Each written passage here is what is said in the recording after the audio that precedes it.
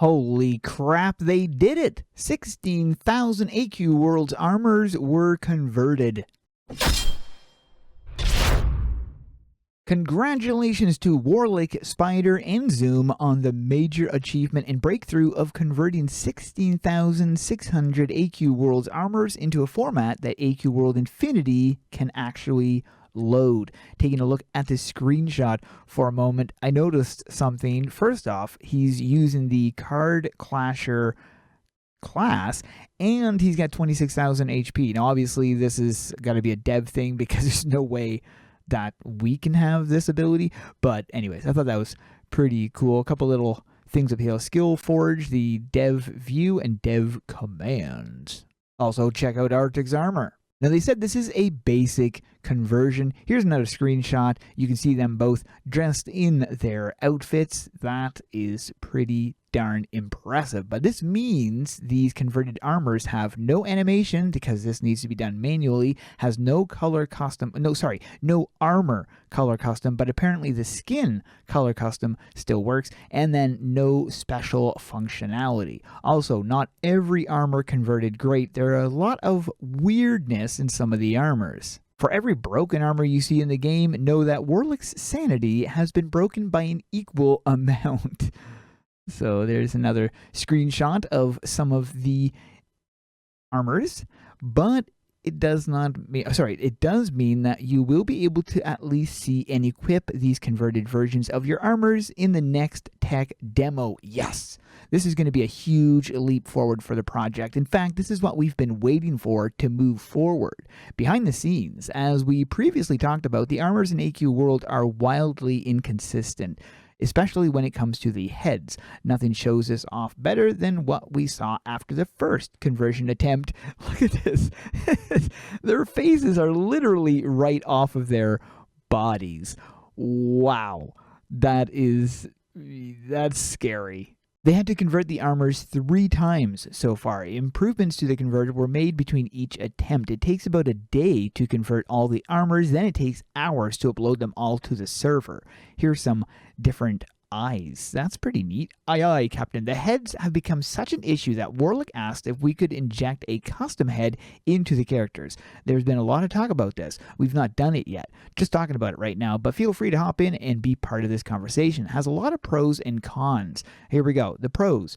Head would have full facial expressions like Dragon Fable and Adventure Quest 3D. If you guys have played those games, you know the limited facial expressions, but it's more than AQ World. Your character would use the facial expressions in cutscenes. That would be cool. You'd be able to set a default expression for your character's idol. That is interesting. You'd be able to choose eye shape, lip shape, and facial markings. So there would be even more customization. Now, there are some cons to this. The cons. This would break all the armors with built-in heads, although we could make those built-in heads into equipable heads you could put on, like a helm. So basically, essentially, it would be another helm. And it would split your character up in a way which would significantly increase the draw calls. And so this is going to be overall hurting the frame rate of the game. So that's a pretty big con. It will increase the complexity of the game, and we would need to rewrite a lot of systems and reanimate the base character to make it work, putting us further behind schedule. Yowzers. That's an issue. Is it something we can do? I mean, it is something we can do later. Anyway, it's worth talking about. What do you guys think of this? Do you feel the pros outnumber the cons, or do the cons outnumber the pros? Is this something they should push forward through? Should they use a custom head or not? Let me know what you think in the comments. This is an image that Alina has. This is a GIF of the armor, one of the new things in AQ World. Beautiful weapon. Love that weapon. Getting from where we are to the animated GIF above. These basic conversions are great, but when you compare them to the unparalleled beauty of AQ Worlds, which is right here, how can they stand a chance? Look at that infinitely scalable, smooth vector art lines and wicked animation. We can convert that armor, but add those subtle animations on the sword, the animations you see here, An artist would need to recreate those by hand. Same with those floating pink orbs which make up the item equipped on her back, which is up there. We will have some big decisions to make as we move forward, and I would like you to be a part of them. We will need to decide which armors are priority to get the artist treatment and which ones are not. It is really important for us to bring all of your items into AQ Worlds Infinity. As of this post, we are a whole lot closer to that goal, because that is a big part of this, is porting over all the items. A lot of them need to be done manually.